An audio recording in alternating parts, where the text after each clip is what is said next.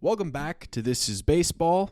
I'm Brandon Johnson, and this week is going to be a good week because football is behind us. The Super Bowl is over. Congratulations to the Philadelphia Eagles for beating the Kansas City Chiefs. I'm a Chiefs fan, so, a little bit of a rough night watching the Chiefs do what they did, but credit to the Eagles for going in and taking care of business and dethroning the Chiefs. But when football ends, baseball begins. Pitchers and catchers will report to their respective spring training locations towards the end of this week. And starting, once that happens for the next, until November, basically, baseball is here. And that means that warmer weather is on the way, and pretty soon there will be a baseball game every day for the next 6 months. And that's exciting. And yeah, that's good. But I wanted to get into some things that have happened over the week that were kind of interesting to me. And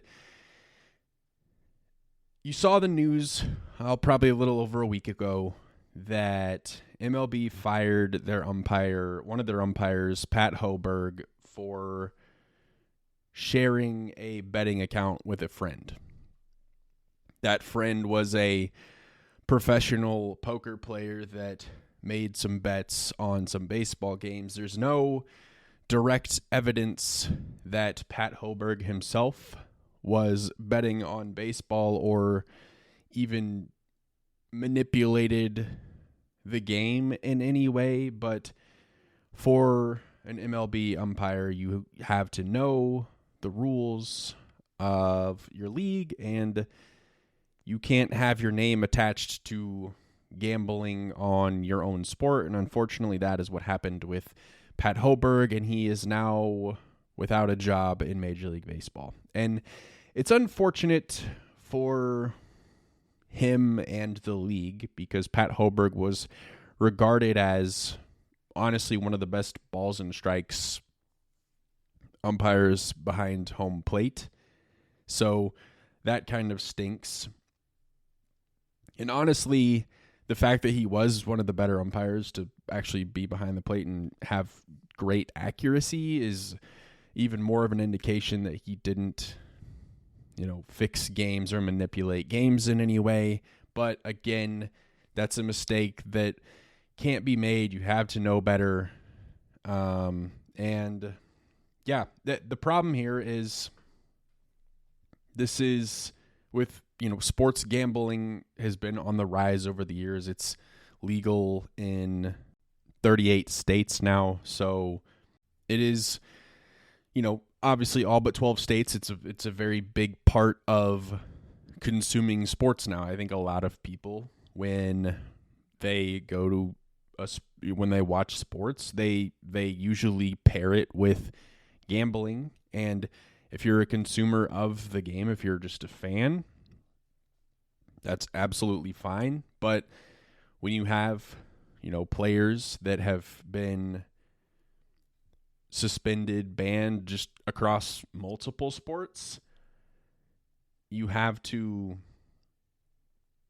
really make sure that your rules and regulations are locked down tight, and everybody's being monitored, and there's no funny business happening. And again, this Pat Hoberg thing doesn't sound like he was doing anything himself, but we can't mess around with that.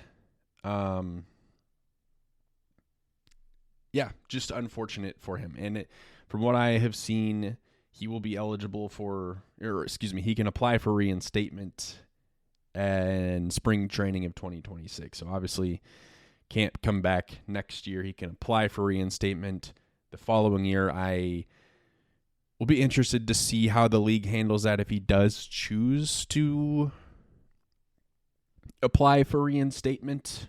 And I, unfortunately for Pat Hoberg, I would hope that the league would say no. If you're not going to reinstate Pete Rose, after multiple attempts, then Pat Hoberg should not get reinstated either. Honestly, if you reinstate Pat Hoberg and don't reinstate Pete Rose, then that's just a slap in the face to him.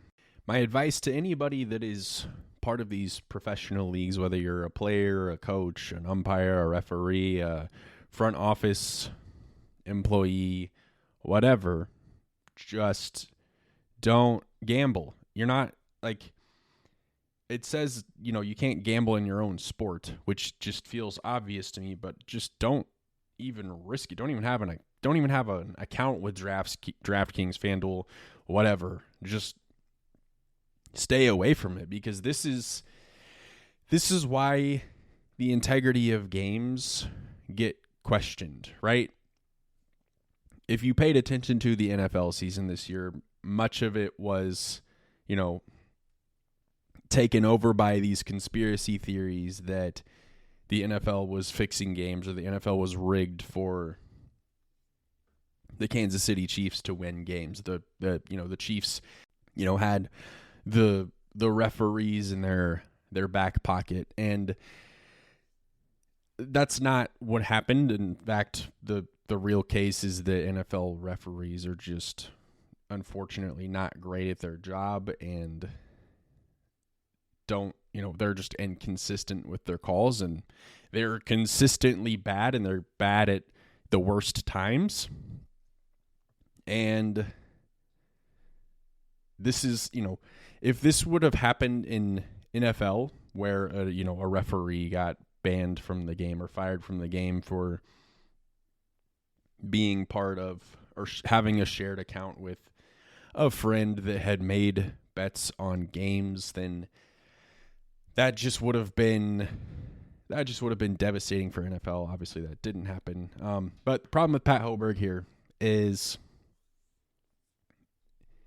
this is not going to be the last time that somebody in their respective sport gets suspended or fired for being part of some sort of gambling that happens. But that's kind of the price to pay when gambling is legal. Sports gambling is legal in 38 states, and these leagues have, gotten into bed with the gambling companies. They've partnered with them across all the major sports leagues in America. Now, to stick with the theme of gambling, former interpreter of Shohei Ohtani, who was fired by the Dodgers at the beginning of the season last year, was sentenced to nearly 5 years in prison for stealing $17 million from Shohei Ohtani and had to repay his gambling debts. This was a really unfortunate situation because Mizuhara had kind of been with Shohei Ohtani the whole time. Shohei had this probably blind trust in Ippei Mizuhara. He could kind of do whatever he wanted, and Mizuhara took advantage of that, stole millions of dollars from his friend, and now he's paying the price for it, and rightfully so. All right, well, let's get into kind of really what I wanted to talk about today. And we've had now 3 seasons under our belt of Major League Baseball's new postseason format, where 6 teams get into the postseason in each league. 3 division winners and 3 wild card teams. That started in 2022. It has really had lots of mixed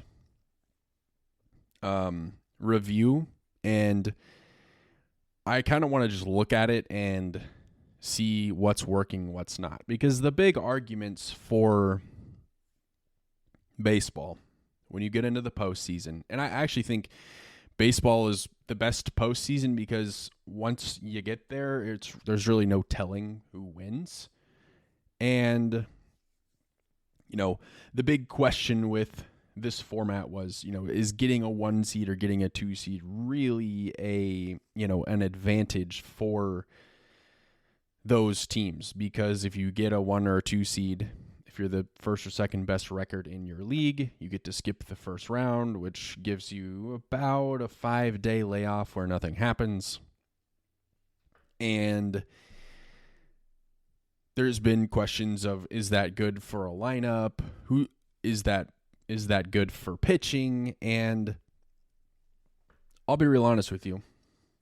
I'm looking at the last 3 years, and in 2022, the first year of this format, in the American League, both the 1 and the 2 seed, after having that first round bye, they won the ALDS. The Houston Astros swept the Mariners, and the New York Yankees went 5 with Cleveland, and then Houston and New York met in the ALCS, and Houston swept that. Houston ended up winning the World Series over the 6 seed Philadelphia Phillies. That was when the 1 and 2 seed Dodgers and Braves did not take advantage of their time off and ended up losing in the division series. Moving on to the 2023 season, the Orioles got swept by the Rangers. The Orioles were the 1 seed. The Rangers came in and swept them as the 5 seed. The Houston Astros beat the 2 seed Houston Astros beat the 3 seed Minnesota Twins 3-1, and it was the 2 versus 5 seed in the ALCS. The 5 seed won in 7 games and ultimately won the World Series 4-1 over the 6 seed Arizona Diamondbacks. Again, the Braves and Dodgers were the 1 and 2 seed in the postseason in the National League, and they failed to advance once again.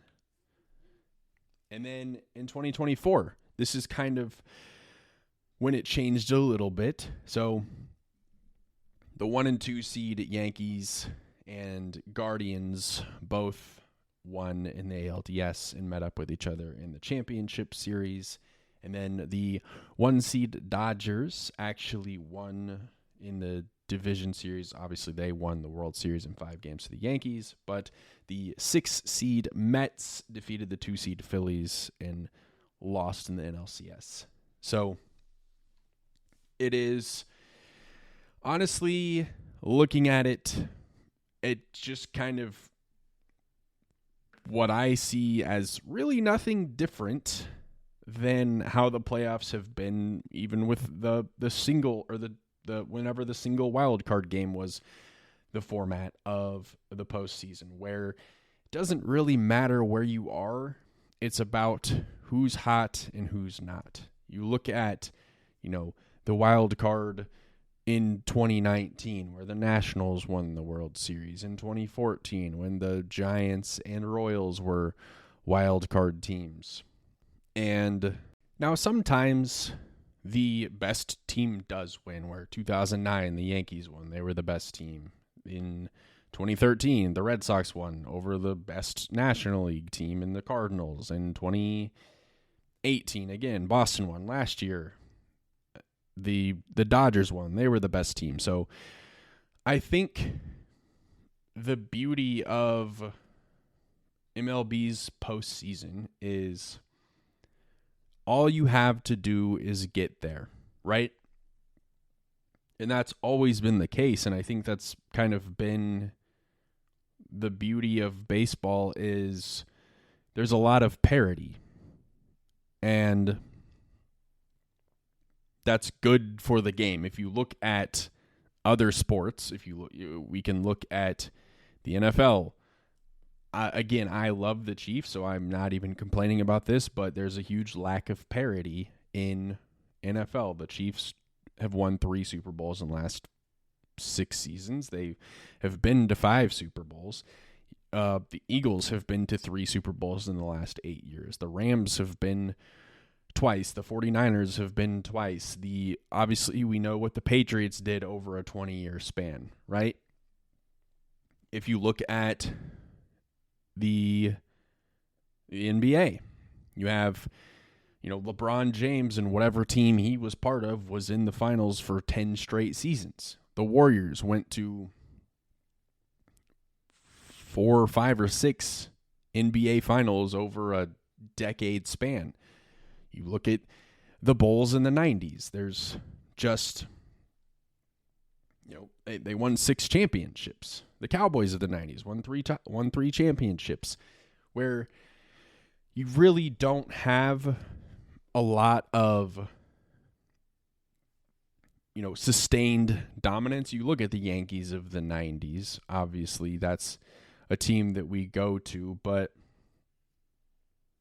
back-to-back World Series wins, let alone appearances, that's tough. The Phillies won it in 2008 and lost to New York in 2009. The Royals went to back-to-back in 2014. In 2015, obviously lost in 14, won in 15. I think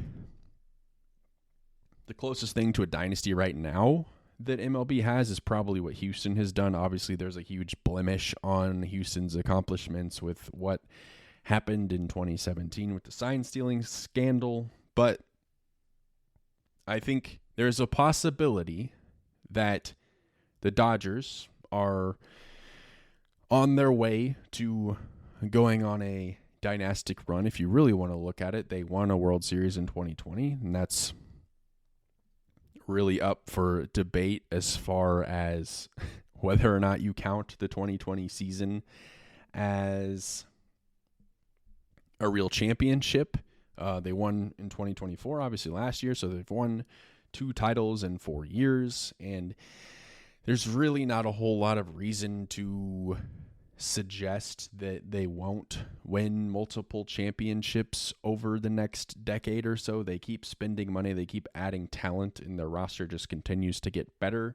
I think the only thing that we really have that can counter the Dodgers going on just years and years of dominance is baseball, and you get into October and it's about who's hot and who's not. And again, that will be something that we can discuss down the road. But I personally think that this postseason format works really well. I think in MLB, postseason expansion is good.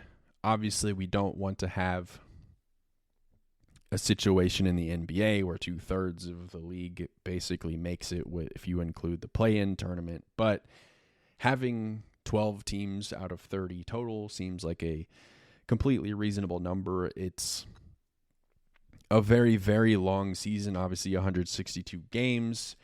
And if you have 162 games as a league, you want to do everything that you can to keep people interested in your team and in your league for as long as possible. A huge problem with MLB is if your team is bad early, there's a lot of times where fan bases are going to be just checked out by May, June, July. So now you have, if you have July, August, September of fans just not really paying attention or caring about their home team, and not having fan interest for half your season is clearly not good for your local franchise, nor is it good for the league as a whole.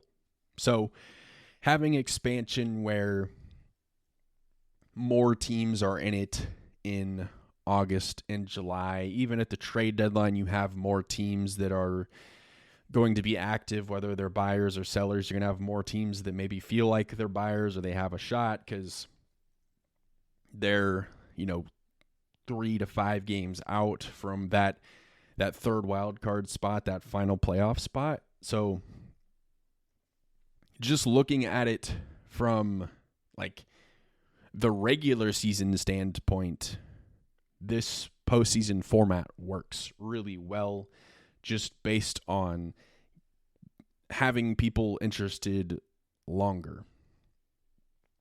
And I think last season is a great example, looking at the AL Central, where it was Cleveland, Detroit, Kansas City, and Minnesota were all right there. It was just kind of going to come down to who did their job and who took care of business at the end. Detroit obviously got hot and September and leapfrogged Minnesota and kind of took that spot from them. And it ended up being Detroit and Kansas City that got those final 2 wild card spots. I think if I'm going to look at this postseason format and see an issue, is out of the 12 wild card rounds that have been played, it's best 2 out of 3. Only twice out of those 12 series total in the last 3 years that have been played, only twice have they gone to 3 games. So they're not, quite as competitive as you would hope in that first round. A lot, like I said, lots of sweeps. So maybe down the road, I don't know or think there's going to be any sort of expansion or any complete overhaul of the format, because I think having the 1 and 2 seed have a first round bye is really the only way that this postseason format works. But how do you make that more exciting in the wild card round? Do you have the higher seed be up a game in the series where every game is an elimination game and it's really only a 2-game series? Or do we just need to see more years of this to really know, maybe this season, all 4 series go the distance and we just are like, oh, okay, it doesn't really matter anymore. But yeah, overall, I think this format works really well. As fun as the wild card game was over that, 10-year stretch, I think it was time to expand and give the postseason a little bit of a fresh look in MLB and, pair that with the balanced schedule and some of the new rules. I think Major League Baseball is in a really good spot, and it's going to be in a good spot for years to come. Again, pitchers and catchers report this week, which means baseball is here, and we got just a lot to talk about over the next 6 months. So stay tuned for some of my episodes over the coming months. If you have enjoyed the show, please consider leaving a rating for the show on the respective platform that you listen on. That helps me quite a bit in reach and just feedback in general. But until next time, thank you for listening. I will see you in a couple weeks.